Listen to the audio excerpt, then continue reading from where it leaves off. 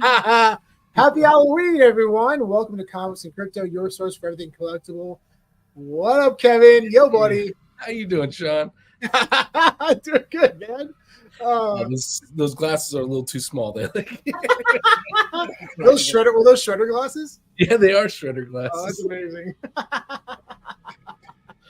That's awesome. Yeah, I don't know if anybody knows what my costume is, but I'll give you a prize if you can figure out what my costume is. You'll get a prize. If you comment and let us know what Sean's costume is, then we will give you something because that would be amazing. Yeah, here's a little hint. You should have done the line. Who said that? Not the voice. So today we have a really fun episode. Kevin organized a list of some of his 10 favorite Halloween films you've probably never heard of. So there's a lot of Halloween films out there. Obviously, there are classics of Halloween, Friday the 13th. But this is a list of films you probably haven't even heard of before. And I mean, for me personally, I'm in the film industry. I love movies, and I haven't heard of over half of these films. Yeah, that's so crazy. Kevin's encyclopedic knowledge of horror films is really going to be exciting to hear today. So before we do that, we want to do some announcements. Yeah. We finished our New York Comic Con giveaway, ended yesterday. We have contacted the winners. So if you got an email, make sure to do so within 48 hours if you want to claim your prize. Congratulations to all the winners. And a big shout out to 24/7 Comics, Candy Digital, Elite Comics 11, and VV Digital Collectibles for getting involved. That was a really fun collaboration as always with them. And yeah, it was a lot of fun. Thank you, guys. Yeah, thank you so much. We have another giveaway going on right now. Ooh. Yeah, in celebration of the 2024 MLB season, we are collaborating with Candy Digital to give away this Standout Gems pack. So basically, they're key moments of the year, and they're all separated in different variants. The 2024 season Standout Gems will feature 45 plays from 40 major leaguers. This drop will include 15 uncommons, 15 rares, 15 epics, and each pack comes with 6 gems and at least 1 rare guaranteed. So these are very cool. Yeah, very cool collectibles. You know, it's amazing, man, seeing like especially the Otani. They did a 50-50. They did only 99 of them, and those are selling for a lot. They're $50. Yeah, and they're selling. I regret. I heard about it, and I regret not going for it. I should have gone for it. The number 1 mint sold for $2,500. Wow. Yeah, so somebody, if that was the original buyer, man, congratulations. I mean, I'm sure he sold it for way more than even if he got it in this marketplace. So $2,500. That's amazing. Yeah. So this is you can follow the link down in the details below, or go to our Twitter page and enter there. We have a bounty out for the Juggernaut first appearance collectible on VV Digital Collectibles, mint 1965, which represents the first appearance of Juggernaut, and is also the very last mint number. Yeah. Tonight at 11:59 p.m. PST, VV and Marvel are going to burn almost every collectible in the stores. So, you know, we want to put these bounties out, one, because we want to get people excited about mint numbers and know the value of some of these that we're excited about, but also this is going to be burned forever. This may never exist after tonight. So this is your one chance to do it. And I really hope that you guys have a chance. I love you. Just now, the background sound just started getting real. Loud. All right, sorry. I thought I had a little ambiance, a little screaming, but we'll turn it down a little bit. There you go. Actually started screaming.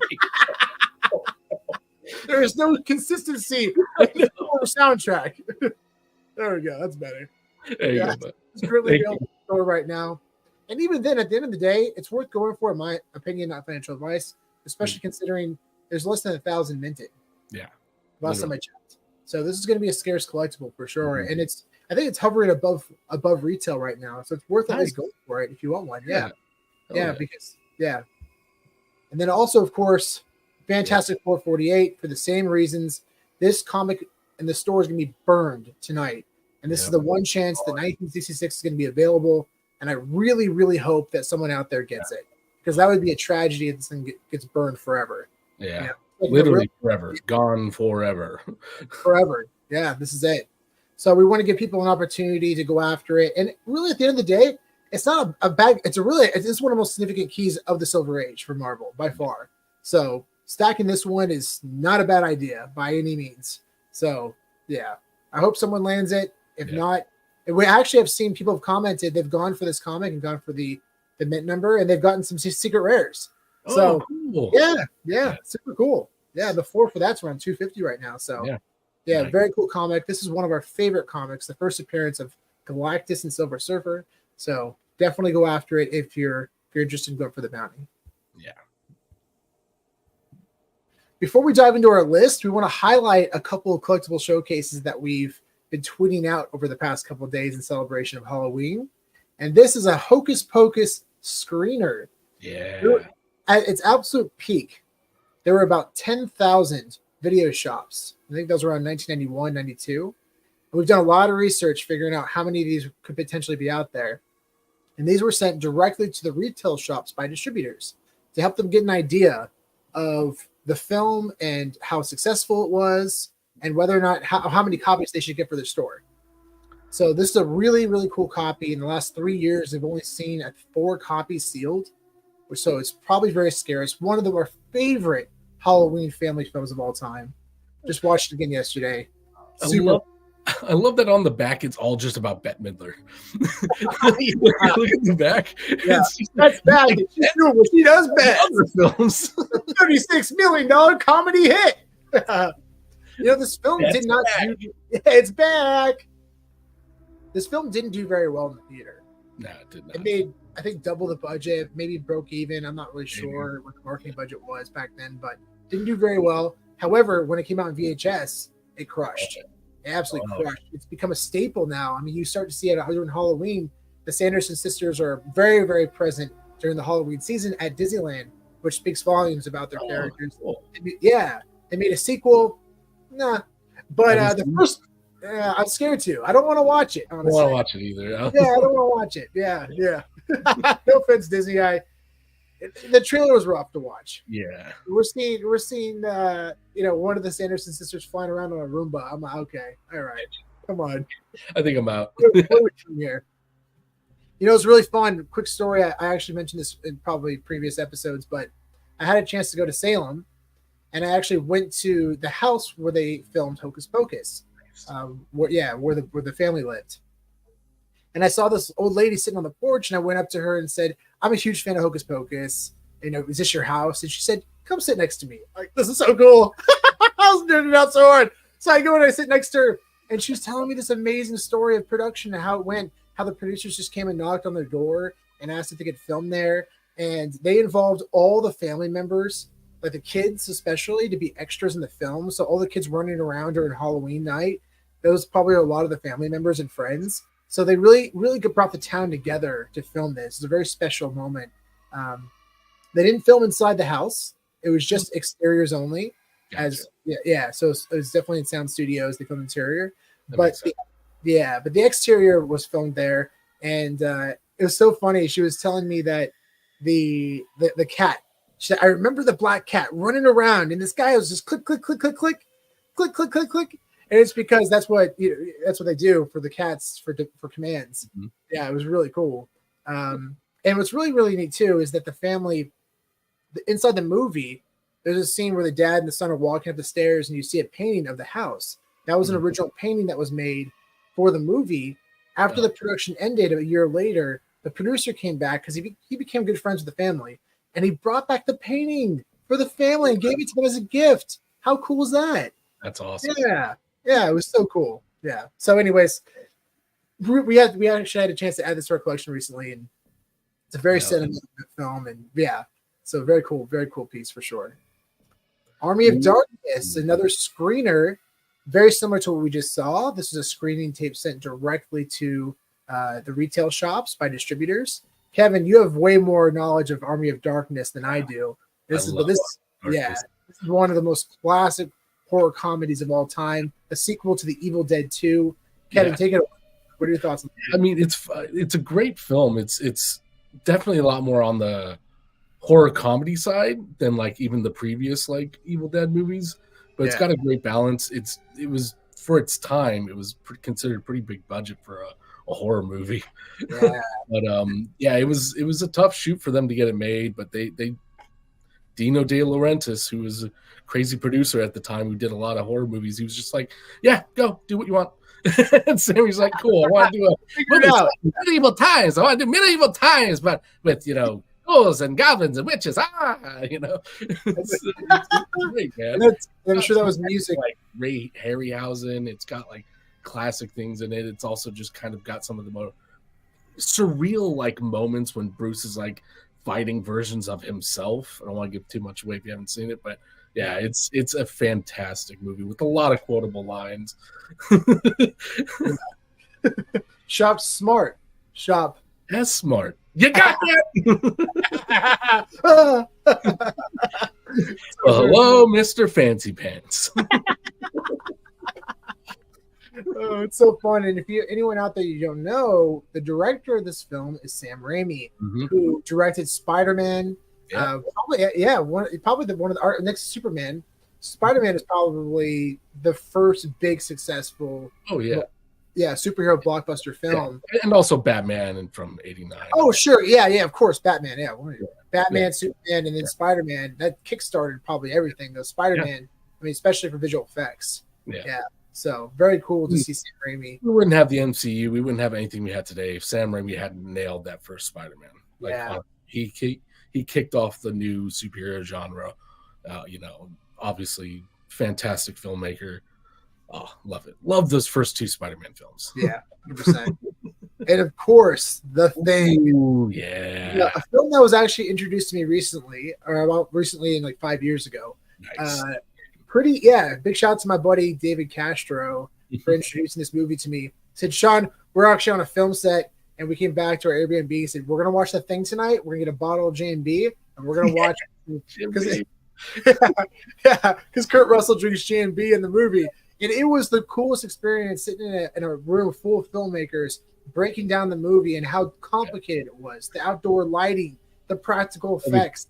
This movie is timeless because of how well it was executed practically. And it's so psychologically mind-effing.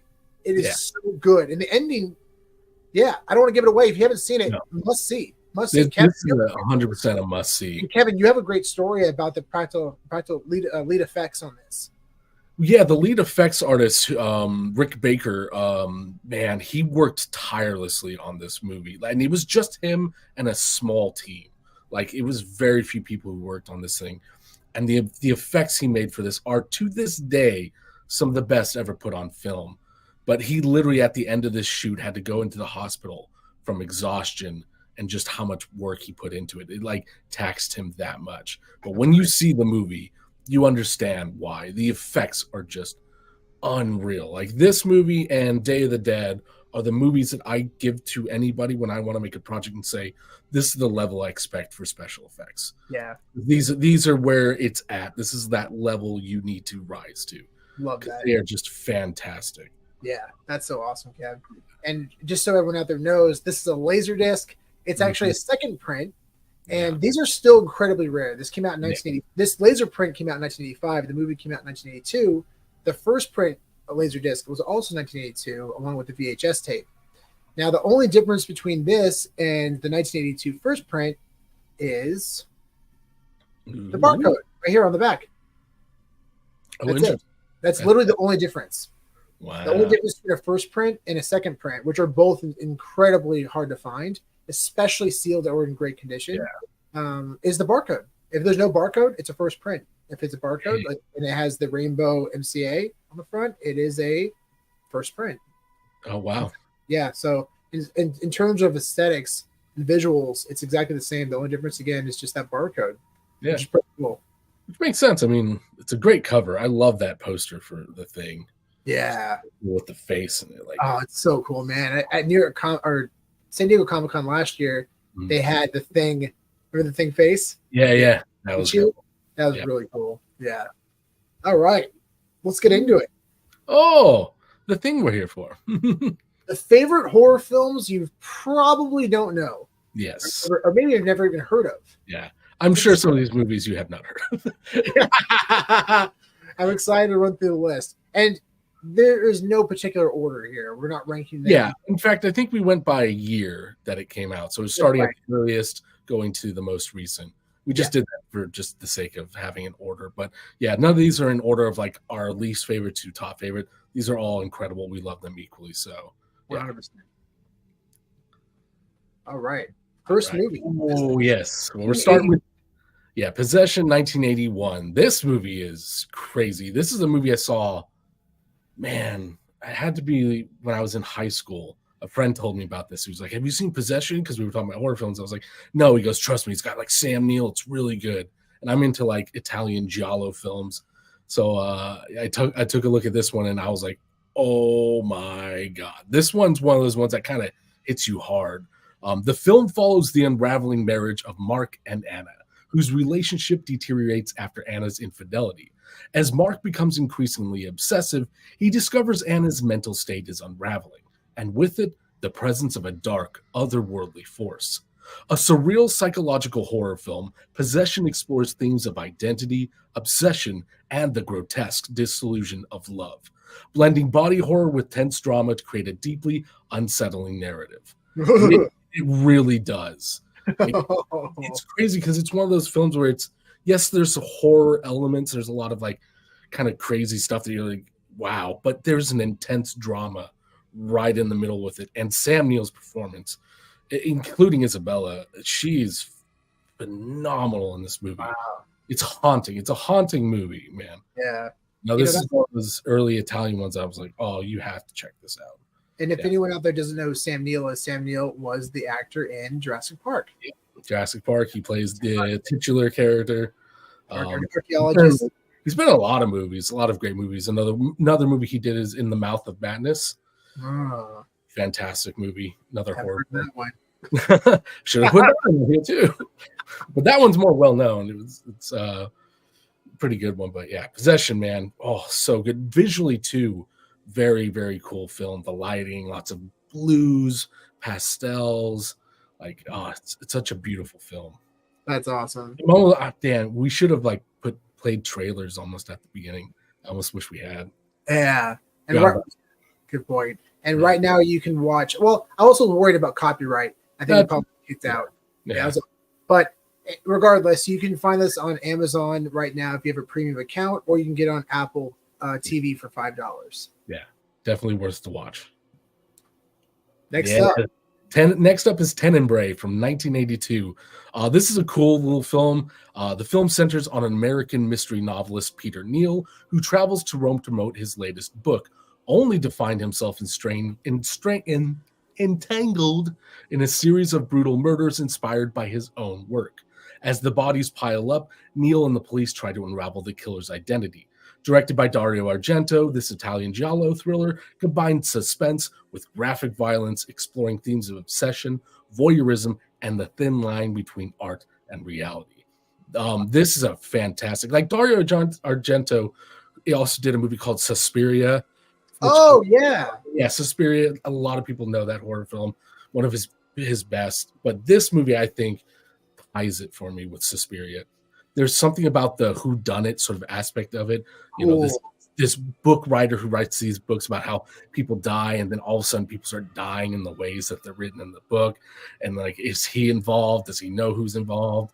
And then at the same time, just the visuals are so like, it's funny because like with a giallo film or like any of these Italian horror films, they're gory sometimes, they're intense, but the blood is a little bit more cartoony. The violence is a little bit more beautiful. It's not like just a grungy, horror flick. There's something beautiful about these films that even in the violence, you don't have to worry about feeling like you're watching some sort of like, torture movie like Hostel or something. Right.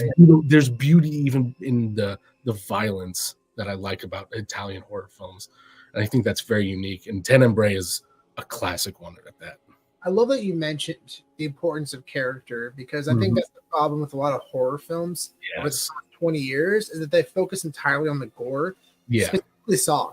That's a good example franchise. The first film was great because it was psychological.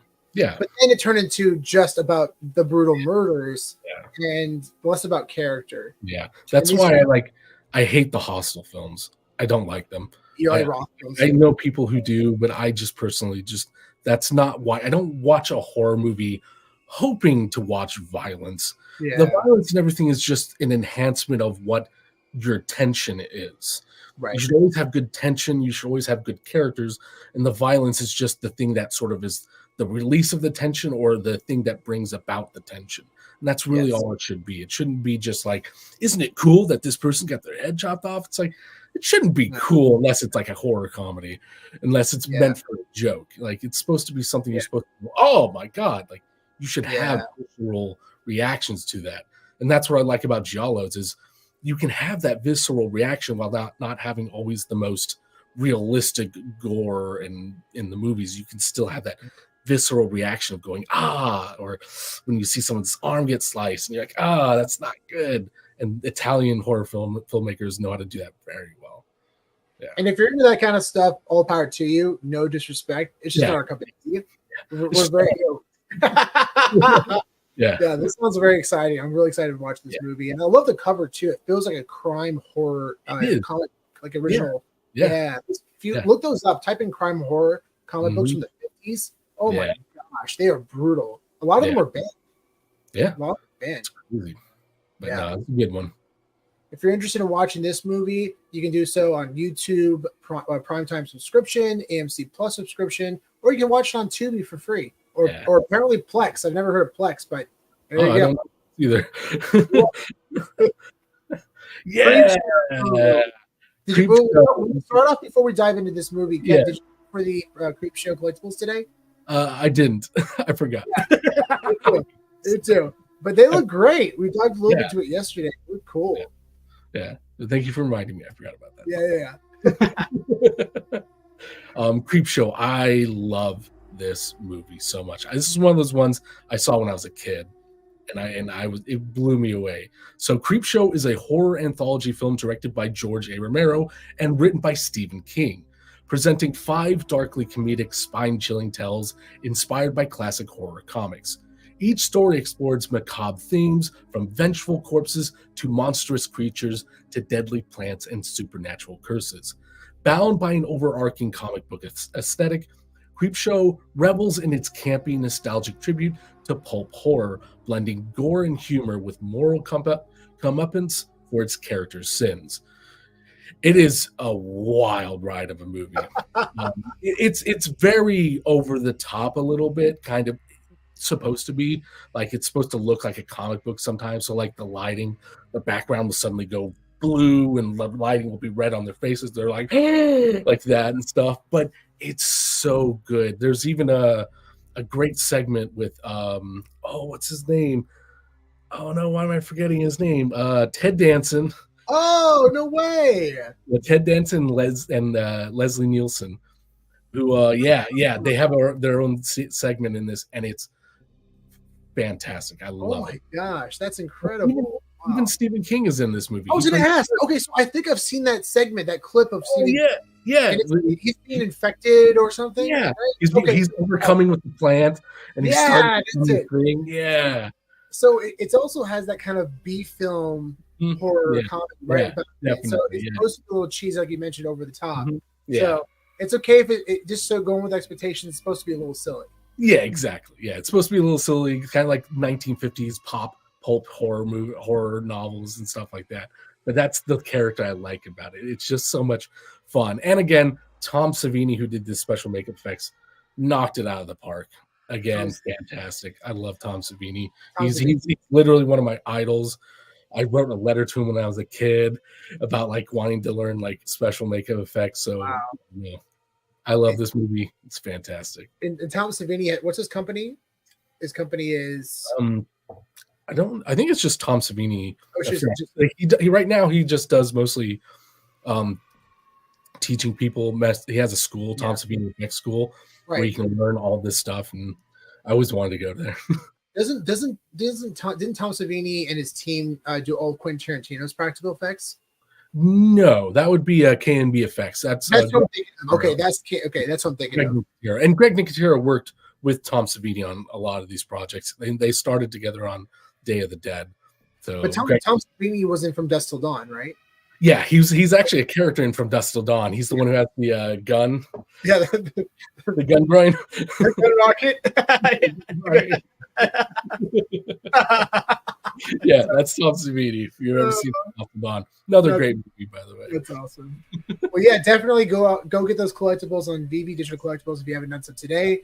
And also, you can watch this movie for free on Philo, Sling TV, or if you have a YouTube Primetime subscription, there are other options as well, including Apple TV. You can rent it for about $4. So definitely worth it if you haven't. Get some popcorn, turn the lights down. Worth it. You can throw it on TV too. From Beyond in 1986. The film follows Dr. Edward Pretorius and his assistant, Dr. Crawford Tillingchast, as they create a device, the resonator, designed to stimulate the pineal glands and expand perception beyond normal reality. However, the experiment goes horribly wrong, revealing monstrous creatures from another dimension that exist just beyond the human senses. As reality and the supernatural realms collide, the scientists find themselves facing horrific, mind-altering consequences. Based on H.P. Lovecraft's story, sort of, From Beyond is a mix of sci-fi horror and body horror that explores the terrifying limits of human consciousness. So this is getting into what I call the body horror genre. So this is one of those films where it's all about like what things happen to you and how you change as a person and like mutate and stuff like that. David Cronenberg's one of the top people who's done that. The Fly. I was thinking The Fly immediately when you were you know, all those films. Yeah. But Beyond is one of those ones that, again, it's kind of schlocky. It's a little bit on the schlocky side, but it's a lot of fun. Schlocky.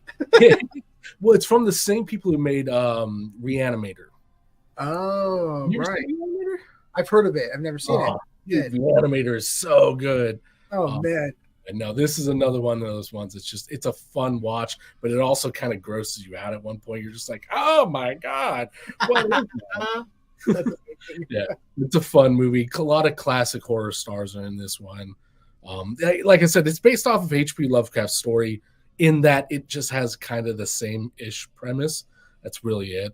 But no, it's a fun movie from one of the classic filmmakers. It's great. I love it. Awesome. And if you want to watch this movie, it's free on Pluto TV, which is great. You got to watch a couple of commercials, but it's totally worth it. Sling TV Premium, Amazon Prime. It's on for free on Amazon Prime, so make sure you check it out. I did not know. I'm going to watch it again. And before we move on to the next one, I want to give a shout out to some of our viewers. Hey. What's up, buddy? Thanks so much for joining. How you doing? Hello, Masters. Prop, what's up, bud? Yeah, how you doing? Too, dude. It was so much fun. What a great time. Yeah. You guys are 100%. You guys are right. 99% of horror is cinematic trash. It's all about the setup and the tension. Tension is real horror. Yes, beautifully said, Prop. Beautifully said. I 100% agree. And we're excited to discuss the rest of the films on this list. And I want to give a big shout out to our good friend Joe Frio. Oh, bright red blood. Human beings I've ever met. Yep, bright red blood. Opera good too. Good too, sure. Opera's a good too. And Joe was actually inspiration for this costume because of whatever. If you guys can get this costume, again, I'm going to give you a prize. Joe probably does. If you can nail it. Joe, not you, Joe. You can't say the costume. You can't Joe. Oh, that's awesome. Next up. Oh, The Blob, 1988. All right, so The Blob is a sci-fi horror remake that follows the residents of a small town as they face a deadly gelatinous organism that crashes to Earth in a meteor. The creature, which consumes and dissolves everything in its path, grows larger with each victim, becoming an unstoppable force. As it terrorizes the town, a group of unlikely heroes bands together to survive and find a way to stop the relentless, ever-expanding blob. Blending gruesome effects with thrilling action, The Blob delivers a tense body horror take on a classic monster tale. So there are a few films in the horror genre that are considered to be some of the best in terms of remakes. There's The Thing, number one. That's one of the best remakes ever made. The Thing. And right below that, in my opinion, is The Blob. The Blob is a film from like 1954, I believe. And then it's an okay movie. It's not bad, but you know, it's like the classic, you know, it came from beneath the sea. You know?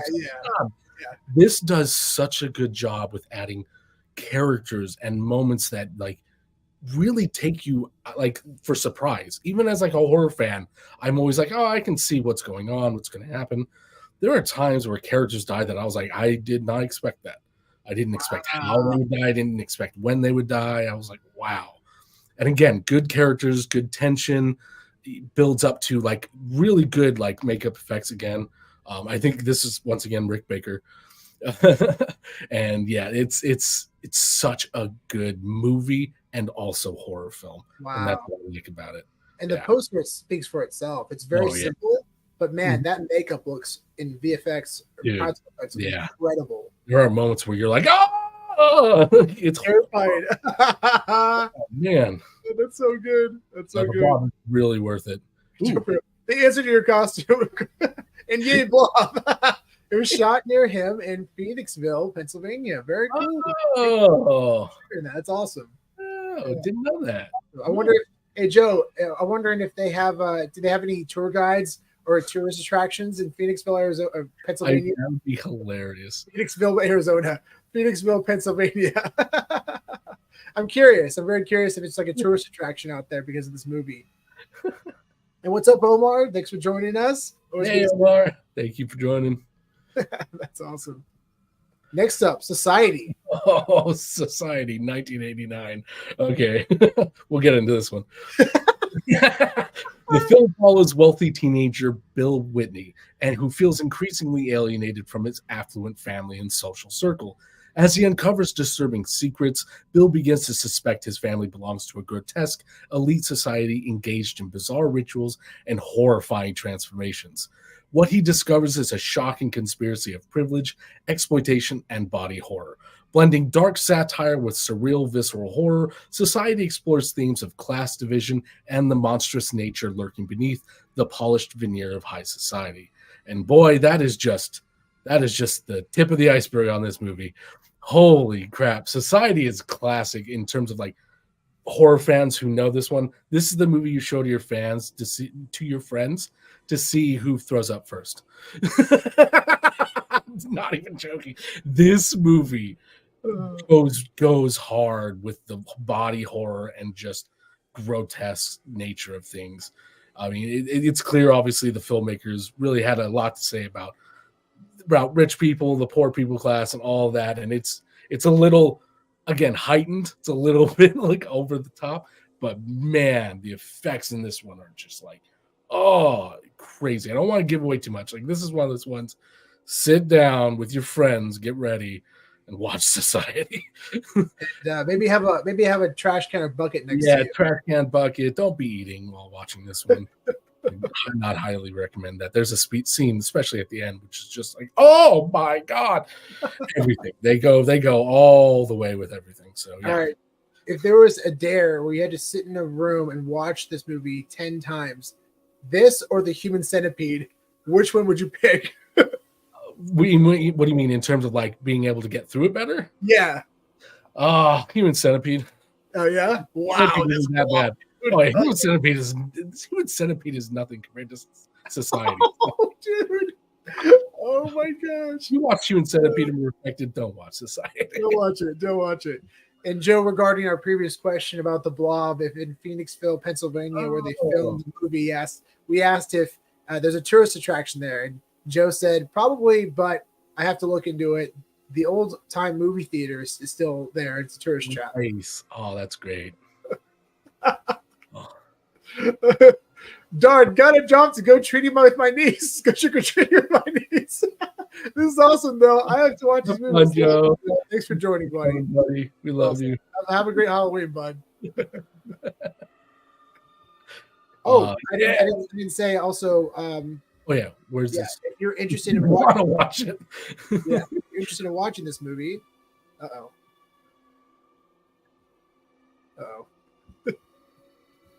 technical difficulties. We'll come back to that. We'll start with this one. We'll go back to Brain Dead. We'll come back. So we have Brain Dead, 1982. Yes. Oh, Sean, have you seen this movie? No. So I've heard of it. Of course, it's Peter Jackson. But no, I have not seen it. No. Oh man, this is another one of those top horror comedies. So a horror comedy directed. Society is available on Fubo TV. Society is available. If you want to watch Society, if you have a Fubo TV subscription, you can watch it. Copy that. All right, Brain Dead. Here we go. Right. A horror comedy directed by Peter Jackson. The story follows Lionel, a meek young man who struggles to keep his controlling mother in check until she's bitten by a Sumatran rat monkey and becomes a zombie. As the infection spreads, Lionel tries to contain the increasingly absurd and gruesome situation, leading to a chaotic bloodbath of undead madness. Known for its over-the-top gore and slapstick humor, Brain Dead is a cult classic that combines horror and comedy in wildly excessive fashion. And boy, does it ever. I love Brain Dead. Brain Dead is one of my top favorite movies. This is the kind of movie I want to make. I hope I can make something like this in my lifetime.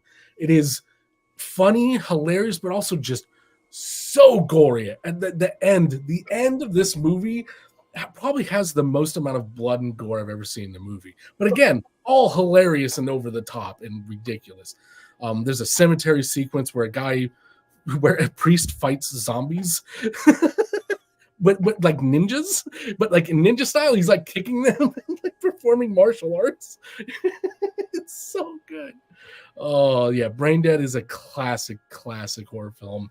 And Peter Jackson, a lot of people don't know, in his early career made a lot of like horror movies, Bad Taste, Brain Dead. There's also a great movie called The Frighteners. Yes, I'm glad that you brought it up. Yeah, I didn't put it on this list because it's one that more people do know about. But yeah, no, Peter Jackson's early work is some of my favorite. I love Lord of the Rings, don't get me wrong, but like, it's kind of crazy because the Frighteners. I remember going to the drive-ins and seeing the Frighteners. Really? You went to a drive-in? Dude, I was a huge fan of that movie, big time. I know, and that movie stars. It's one of the last films that Michael J. Fox starred in. Yeah. So Michael J. Fox is in it. It is so good. It is so good. Yeah. It's about a paranormal investigator that can see ghosts and use it to his advantage. Yeah. But basically, there's a huge story about murder that's happening. Yeah. There's a famous killer who dies, and his soul now is going after other people. And so he's the only person who can see these ghosts and this monstrous, ghoulish demon. And so he has to try and save the day. It's a great movie. It's great movie. Good special effects for 1992, I believe, or not 94. It was 94. It was 94. It was mid-90s. Yeah, I think it was 94. Yeah, really fun movie to watch if you haven't seen it. Definitely The Frighteners. Yeah. And if you want to watch Brain Dead, you can see it for free on Tubi, Sling TV, Crackle, the Roku channel, Amazon Prime, and Plex. And also, you have a Fubo TV subscription. So, no excuses for this one. No, this one you have the opportunity to watch Brain Dead, and make sure you do so because it's about this is a fun one. Again, gory but fun. Next up, we have The Audition. Okay, Audition. So this one, I'll get into it once I read the description because this is a different one for me even. The film follows Shigenaru Aoyama. I hope I said that correctly. I probably butchered it. I am very sorry. A lonely widower who, encouraged by a friend, holds a fake audition to find a new wife. He becomes captivated by Asami, a quiet and mysterious woman with a dark past. As their relationship progresses, Aomi discovers that Asami is not who she appears to be, and his search for love descends into a nightmarish ordeal. Blending romance and psychological horror, Audition is a chilling exploration of obsession, deception, and hidden trauma. So this movie's for me, because like I mentioned, I'm not into like a lot of the like hostile films or just torture movies. However, this one's an exception. So this does have those elements in it. It's directed by Takashi Miike, who's very well known for like those types of movies, like the torture movies and stuff like that. He's even in the movie Hostel. He shows up as a cameo. But this one is so good in terms of like the buildup. The buildup to when that transition happens is so good. You get to see this man, like lose his wife. His friends trying to help him. They kind of create a white lie in order to like meet other women because women are going thinking they're auditioning for, I think it's a movie or a play. And then it turns out, well, that's not true. We're just trying to meet you. And one of them doesn't take that too well. And she goes a little bit further than you would expect for a reaction. But it is so well done, so well acted. the visuals in this are beautiful. I believe, yeah, 1999. It looks fantastic. This is one of those ones where it's worth a watch. This one is definitely up there in terms of just quality of filmmaking, and just like when it goes intense, you're like, oh man, it's almost hard to watch sometimes. Oh man, and then Yeah. the tension sounds very peak in Oh, this one. it's very And much. I'm really happy that you added a Japanese film. Oh in yeah, it. They have so many wonderful horror films. there are so many I could have added. I mean, you look at the past 20 years. There's been so many remakes in America from Japanese horror films, including The Ring, Ringu. Yeah, You have what was Grudge. The Grudge. Yeah, The Grudge. Yeah, you The have the Grudge. Grudge. You have a lot actually. There's a lot of great Japanese horror films. There was one horror film where this woman gets eye transplant and she could see evil spirits. Oh, I know what you're talking about. I've seen that. Yeah, that one sounded awesome. I Yeah. totally forgot about that until right now. Yeah. Check that one out. But yeah, definitely check out what's online, like top 10 horror Japanese films. My gosh, they are very, very well Yeah, done. that could be its own list in and of itself, man. Yeah, maybe we'll do that next year. Yeah. Yeah, but definitely check out The Addition. You can watch it for free on Tubi, on Sling TV. If you have an AMC Plus subscription and an Amazon Prime premium subscription, there's a lot of options to watch this movie. So definitely check it out. Nice. Next Bubba Hotep. I was really excited to hear this one because I love Bruce Campbell, who stars in The Evil Dead 2 and Army of Darkness. But this one, I've heard the name, but I didn't really see the poster or know what it was about. And I probably heard it through you, Kev. You probably brought it up in the past. So Bubba Hotep is a dark comedy horror film directed by Don Coscarelli. The story follows an elderly Elvis Presley living in a nursing home and believing he is the real king of rock and roll, and a fellow resident who claims to be John F. Kennedy, who has been dyed black. When a mysterious ancient Egyptian mummy begins to kill residents, Elvis and JFK team up to confront the undead menace. Blending humor with themes of aging and mortality, Bubba Hotep offers a quirky and unique take on the classic monster movie, featuring poignant moments alongside its absurd premise. Yes, it is absurd. Bruce Campbell plays Elvis Presley, and yes, he goes in to explain that he's the original Elvis Presley. He had a body double that did the rest and died. And then we have Ozzie Davis, who plays JFK, who after the assassination attempt was dyed black in order to hide his identity. So these two characters live in this nursing home where for some reason an undead mummy has come to life and is starting to kill the residents. And to save their precious nursing home, they team up to battle this evil mummy demon. And it is so much fun. It is peak humor, peak dark horror comedy.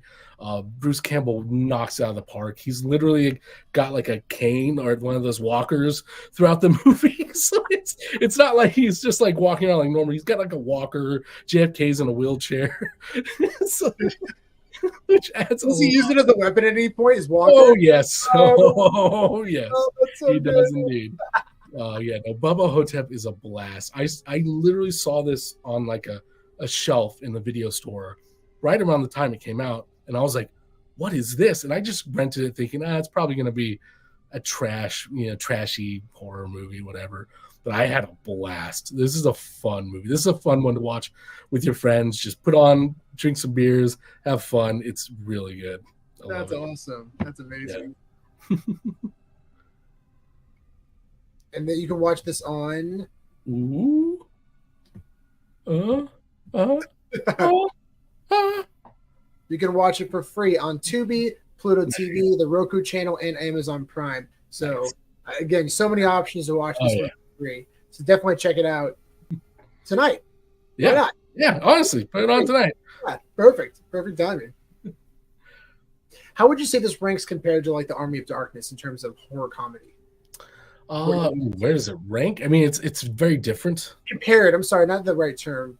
I would say like they both compare in terms of like they have the humor kind of comes first, then the gag. The gag plays into the humor, the horror elements like that. I would say it's very much in line with more Army of Darkness than like Evil Dead 2, where it is more about like the comedy kind of comes first a little bit with Bubba Hotep, as you can clearly see by the premise. Yeah, it's comedy first and then everything else second. But that's not to say they don't do like horror good, or like the creature, when you actually see it, it looks fantastic. The Wow. mummy creature, you're like, oh crap, like that actually looks really cool. It's good. So, I was not expecting that. Yeah, exactly. Neither was I. I was like, oh my god, they actually did a good job. My god, that's awesome. So definitely make sure to check this one out. Mm. Next up, so I have one. I have one on the list. I want I wanted to include one, and especially it's kind of cool because Kevin has never seen this one. Nope. Yeah. And what's really fun about this one, it's directed by Bobcat Goldthwait, who's actually a comedian. Yeah.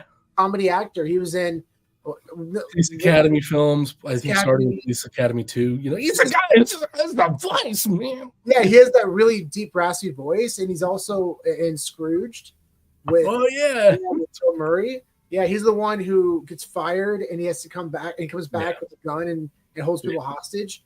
Yeah, that Bobcat Goldthwait, man, that was cool hearing him talk about the making of this one. I think it was Joe Rogan. Oh, really? Oh, wow. Yeah, they were talking about it, and it was really, man, I was really impressed. So I checked it out and go ahead and read the premise, and I'll dive into it a little bit. So this is Willow Creek 2014. Directed by Bobcat Goldthwait, Willow Creek is a found footage horror film that follows a young couple, Jim and Kelly, as they embark on a camping trip to the famous Bigfoot sighting area of Willow Creek, California. Eager to document their adventure, they interview locals and explore the town's history with the legendary creature. However, as night falls and strange occurrences begin to unfold, their light-hearted expedition turns into a terrifying fight for survival against an unseen force lurking in the woods. The film blends humor and suspense, building tension through its immersive documentary-style approach. Yeah, and it's one of my personal favorite horror films, mostly for the nostalgia, is Blair Witch Project. And over the years, they've made a lot of found footage style films. You know, we have like Paranormal Activity, and then they made like 20 sequels, and it just goes on and on. We've seen a lot of found footage films, and it's been kind of repetitive. I think the problem with a lot of the films that have come out is they lose the characters. Yeah, very much. It goes back to what we were talking about earlier. It's just about fear, jumps, and scares, and it's less about character and tension. And he did a beautiful job focusing on the characters, their drama with each other, and also their future goals, while also being involved in something that they can't control. So it is a really, really good found footage film. Probably one of the most underrated found footage films ever made, in my opinion, at least. And I'm really excited for y'all to see it. It's definitely. I'm excited to see it. I want to see it because, like, I don't really care for the Blair Witch Project, but that's for a lot of different reasons. However, it's still, I consider to be the best found footage film made because, like you said, they just don't get things right. If you don't have a lot to show in terms of, you know, things like actions or action set pieces, you got to have your characters be the forefront of that movie, and they got to be good characters. That's what Blair Witch does get right, is you believe those three are in the woods lost. You believe their friends. You believe them when they're yelling at each other about the map. You know, like those are the things I remember from that movie more than anything. Yeah. And I was obsessed when that story came out.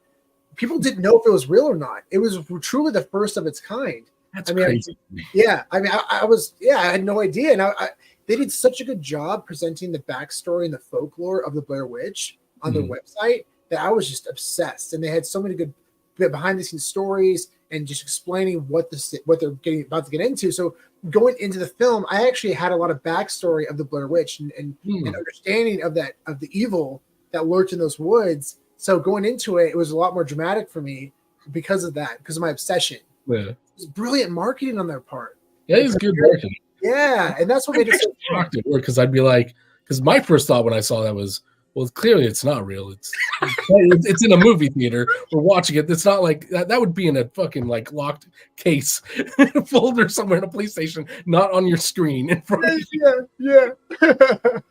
So I guess it works. It's one of those things, you know. I enjoyed the story so much. I was so into the moment. Of course, in the way back of my head, I just knew it wasn't real. But at the same time, I kind of wanted it to be real for some reason because I love horror. But at the same time, Kids actually survived. And it was kind of crazy too, because actually I believe that during they weren't allowed to be around during the actual release of the film, because they they wanted to keep the fact that they were not alive or around, and that was crazy within itself, that they had these actors just disappear from society for an extended amount of time, which is crazy. Crazy. Also, I have to say, for Blair Witch, very well done in terms of like you have a camera you rented, you filmed the whole thing with, and then you sold it back and got your money back. They spent like no money on that movie, despite everything. That's good. That's peak filmmaking right there. Yeah, definitely. And if you're interested in watching Willow Creek, definitely check it out for free on Peacock, Tubi, Sling TV, Plex, Fandango at Home, Amazon Prime. So you have every opportunity to watch this movie for free. So definitely check it out. Yeah. What's up, Randy? Yo, buddy. Yeah. Get that Halloween bread. I know what that means, but I love bread and I love Halloween. So let's go. Well, you don't have bread during Halloween? Come on. It's got keto bread in the fridge. Ew. You got this one. It's the good one. And Stan the man. What's up, Stan? Yo, buddy. Thanks Stan, how you doing, buddy? Jordan. A little horror movie House. Please check it out. Have you heard of this one? Yeah, House. I've seen it. It's actually really it's okay. It's one of those ones where it's got a cool poster, but it doesn't fully live up to what the poster is promising. It's candle drop. Well, I will definitely check it out. I'm excited to see it. I haven't seen it yet, but it sounds like this is one that he really is excited about and wants to check it out. Yeah. So I'll definitely check that one out. And thank you for the recommendation. Yeah. So, Kev, what were you saying? Oh, I just want to do one honorable mention. I forgot this. There was a movie originally on the list that we just didn't put on here, but it's Martin from 1977, again directed by George A. Romero. This is one of Romero's early works, right after Night of the Living Dead. Man, this is a masterpiece in terms of just tension building. Yeah. So the basic premise of this is a young boy believes he's a vampire, and his family believes he's a vampire too, and they're trying to I don't want to give too much away. They're trying to dispel his vampirism, but he goes lurking after girls and women. But it's so surrealist. You see the visions that he has in his mind in black and white of how the world seems to him versus how it ends up actually being, and what he actually ends up doing. It's such a very, very cool art house film from George A. Romero. But just something for people to think about if they want to watch something that's a very classic kind of early work for George Romero. I love it, Martin. I think it's great. That's awesome. Definitely check that one out too. Yeah. You can Google online Martin 1977 stream. Yeah. You can figure out a way to watch it. Yeah. That sounds awesome. What a cool premise. Yeah, it's very limited release when it came out, man. You can only find it in just a few places. But wow, that's awesome. Well, this has been fun, man. Happy Halloween, everybody. Halloween, dude. Thanks for the amazing breakdowns of these films. Yeah. I'm pumped. Yeah. All right, so if you could pick one on the list to watch tonight. One on the list to watch tonight. Brain Dead. Brain Dead is a great horror or a Halloween movie because again, it's got the gore and everything, but it's also humorful. You get to have fun with it, and I just love that movie a lot. And that one you can watch for free on almost every platform. So definitely check out Dead tonight. And check out the I had to search for that movie when I was younger, man. Do you have to understand? You guys get to watch that for free now. That's amazing. Oh, that's so cool. And make sure everyone out there get involved in this giveaway. Yep. We're giving away this pack of MLB Standout Gems. We're collaborating with Candy Digital to give this pack away. This pack costs about $50 for retail. So make sure to get involved in that by going to our Twitter account, or you can go into the link, click the link in the details below. And also remember, tonight, these collectibles are going to burn forever. So if you want a chance to own 1965, or if you chance to land 1965 to ensure that it's minted, whether or not you want to keep it, or if you decide you want to sell it, the floor is $4,000. Yep. So we're happy to buy it if you're interested in selling. If you want to keep it, amazing. I just hope that this does not get burned. Yeah, man. It's a big reason why we really pushed for these bounties this week. and bumped up the prices because we want to make sure that these live on forever. And this is the only opportunity to do it. They're going to burn about 9 hours. Yeah. 9 hours. So this is it. So 1965 for Juggernaut, not Colossus, for the Juggernaut. First appearance digital collectible on Vivi. And also $5,000 bounty for mid-1966 for any of the variants.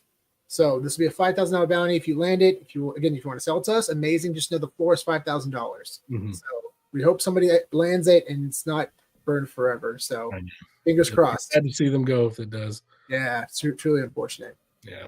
Thanks so much, everybody. Dude, It's a lot of fun, and we'll see you all in the next one. Oh, hold on. Happy Halloween.